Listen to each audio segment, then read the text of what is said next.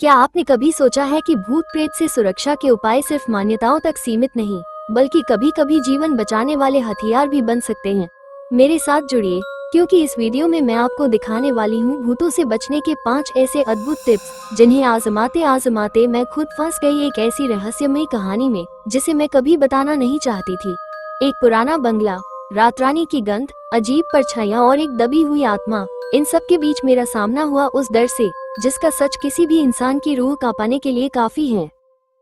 कही अनकही बातें, हिंदी हॉरर स्टोरी। उस रात हवा में अजीब सी नमी थी, मानो मौसम खुद किसी अनजानी तबाही के लिए अपने दरवाजे खोल रहा हो। मैं सिया, एक वीडियो क्रिएटर, एक ऐसी क्रिएटर जिसे डरावनी जगहों पर जाकर सच्चाई खोजने में मजा आता है। मैंने अपने चैनल के लिए एक नया चैलेंज शुरू किया था, भूत प्रेत से सुरक्षा के 5 अमेजिंग टिप्स लाइव टेस्ट। लेकिन तभी मुझे एक मैसेज मिला। एक पुराना टूटता हुआ बंगला था, रातरानी बंगला, जो अब दशकों से वीरान पड़ा था। कहा जाता था कि वहाँ कभी रात में रातरानी की तेज खुशबू आती थी, पर उसके साथ एक ऐसी परछाई भी घूमती थी जो किसी इंसान की नहीं थी। लोगों का दावा था, जो भी वहाँ गया कभी वैसा नहीं लौटा। मैंने सोचा यह मेरे वीडियो के लिए परफेक्ट जगह है। मैं अपने कैमरे, नाइट विजन और 5 टेस्टिंग तरीकों के साथ अकेली निकल पड़ी। वहाँ जाते हुए रास्ते वीरान थे, पेड़ों से पत्ते टूट टूट कर गिर रहे थे, मानो मेरे लिए चेतावनी दे रहे हों। बंगले के गेट पर पहुँचते ही एक सड़ा हुआ बोर्ड गिरा, जिस पर लिखा था, जो देखना न चाहो उसे मत जगाओ। मेरा दिल धक हुआ, पर मैं रुकी नहीं। Camera on. हेलो दोस्तों, मैं पहुँच चुकी हूँ। चलिए पहला सुरक्षा टिप टेस्ट करते हैं, नींबू और मिर्च। जैसे ही मैंने नींबू मिर्च दरवाजे पर रखा, दरवाजा अपने आप खुल गया। मैंने हिलते हाथों से कैमरा सेट किया और अंदर चली गई। अंदर अजीब सी ठंड थी, इतनी कि मेरी सांसें धुआं बनकर निकल रही थी। कमरे में टूटी खिड़कियां और दीवारों पर उखड़ा हुआ पेंट, लेकिन सबसे डरावना था वह रातरानी की तेज मीठी खुशबू, जो हवा को भारी बना रही थी। मैंने दूसरा सुरक्षा टिप निकाला, चंपा धूप। कहा जाता है कि नकारात्मक ऊर्जा धूप से दूर रहती है। मैंने कैमरे से कहा, जैसे ही धूप जलाए, खुशबू पल में गायब हो गई और कमरे में किसी के चलने की आहट आई। ठक ठक ठक। मैं मुड़ी, कोई नहीं, लेकिन फर्श पर जूतों के निशान ताजा उभर आए थे, जबकि मैं नंगे पैर थी। मेरी रीढ़ जम गई। मैं जल्दी नीचे बेसमेंट की ओर बढ़ी, जहां अजीब सी खामोशी थी, इतनी चुप्पी कि दिल की धड़कन सुनाई दे। मैंने तीसरा उपाय निकाला, लौंग और कपूर। कुंडली जैसी लौ तेज जलने लगी। तभी एक काला धुआं दीवार के कोने में जमा होने लगा। धीरे धीरे वह धुआं एक लंबी काली परछाई में बदल गया। उसके कोई पैर नहीं थे, चेहरा नहीं, सिर्फ खाली अंधेरा। मैंने कैमरा गिरा दिया। परछाई फुसफुसाए, क्यों आए हो? जो बंद था, क्यों खोल रही हो? मेरी सांसें रुक गईं। मैं सीढ़ियों की ओर भागी, लेकिन सीढ़ियां अब मुझे ऊपर नहीं ले जा रही थी, वे जैसे अनंत गहराई में जाती थी। मैं किसी तरह ऊपर पहुंची और हॉल में गिर पड़ी। तभी दरवाजा जोर से बंद हो गया। कमरा काला। मैंने चौथा सुरक्षा टिप उठाया, तुलसी का पत्ता, ये घर में शांति लाता है, मैंने कांपते हुए कहा। लेकिन जैसे ही मैंने तुलसी पत्ती हवा में उछाली, छत में लगे एक पुराने पंखे ने पूरी रफ्तार पकड़ ली, जबकि वहाँ बिजली नहीं थी। पंखे के साथ एक महिला की चीख गूंज उठी, निकालो इसे मत जगाओ। मैंने देखा, मेरे पैरों के पास खून जैसा दाग फैल रहा था। मैं डर के मारे चीख पड़ी। तभी मुझे एक डायरी मिली, जिस पर धूल जमी थी। मैंने पन्ने पलटे। रातरानी बंगला, वर्ष 1967। एक महिला, रीना, का जिक्र था।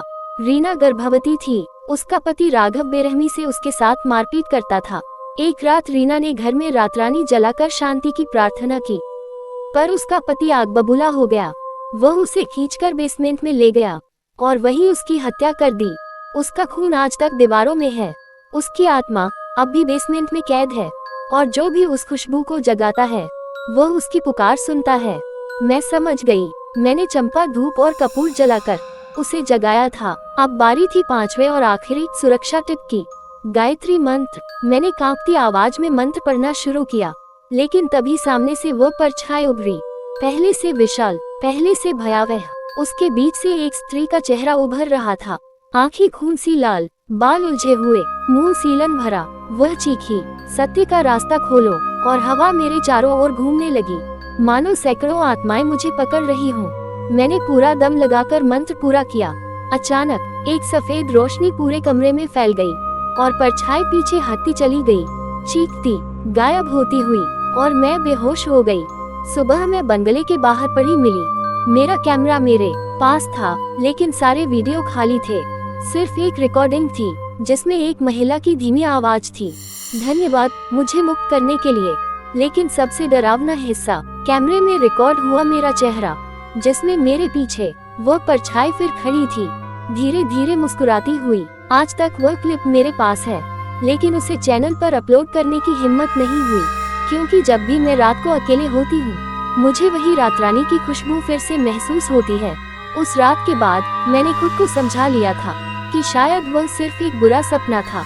लेकिन अगली सुबह जैसे ही मैं अपने कमरे में जागी, मेरी खिड़की के पास गाढ़ी रात रानी का गुच्छा रखा था। मैंने उसे छुआ भी नहीं था, नहीं मैं उसे लेकर आई थी। मेरी दिल की धड़कन तेज हो गई। कमरे में हल्की सी फुसफुसाहट सुनाई दी, सिया मुझे याद है। मैंने तुरंत कमरे का दरवाजा खोला और बाहर भाग गई, पर बाहर कोई नहीं था। ये शुरुआत थी उस चीज के पीछा करने की जो मैंने बंगले में मुक्त किया था। मैं उस रात शूट किए वीडियो फिर से देखने बैठी। पहले तो सब कुछ ब्लैंक था, लेकिन जब मैंने फ्रेम बाय फ्रेम चेक किया, एक सेकंड के लिए कैमरा में वही काली परछाई चमकी। फिर एक और फ्रेम, रीना का चेहरा, उसका विकृत डरावना चेहरा, और सबसे डरावनी बात, उसका मुंह हिल रहा था, लेकिन आवाज कैमरे में नहीं थी। जैसे उसने कुछ कहा हो, पर आवाज किसी दूसरी दुनिया में खो गई हो। मैंने तुरंत हेडफोन लगाया और वॉल्यूम बढ़ाया। बहुत ध्यान से सुनने पर एक हल्की आवाज आई, वह आ रहा है। मैं दंग रह गई। वो कौन? रात को 2 बजे मेरे घर की लाइट्स अपने आप ऑन ऑफ होने लगी। मैं डर कर उठी। कमरे के कोने में अंधेरा गाढ़ा हो गया था, एकदम वैसा ही जैसा बंगले में था। मैंने कांपते हाथों से टॉर्च जलाई। छाया में एक परछाई दिखाई दी, पहले छोटी, फिर बड़ी, फिर इतनी बड़ी कि छत से टकराने लगी। मैं चीखी, रीना क्या तुम हो? तुम चाहती क्या हो? हवा भारी हो गई और परछाई ने धीरे से जवाब दिया, मैं नहीं, वह। मैंने कांपते हुए पूछा, कौन आ रहा है? अचानक टॉर्च बंद हो गई और मेरे ठीक पीछे से किसी भारी आवाज ने कहा, मैं बिजली की गति से पीछे मुड़ी। कोई नहीं था, पर जमीन पर खून जैसी लाल स्याही से लिखा था, बंगले में जो शुरू हुआ था उसे खत्म भी वही होगा। मुझे समझ आ गया, इससे पीछा छुड़ाया नहीं जा सकता। मेरे पास एक ही रास्ता था, वापस उसी जगह जाना जहां ये सब शुरू हुआ था। मैंने सुबह होने का इंतजार नहीं किया। कार में कैमरा, धूप, मंत्र सब फेंका और सुबह के 4 बजे मैं फिर उसी पुराने रास्ते पर थी।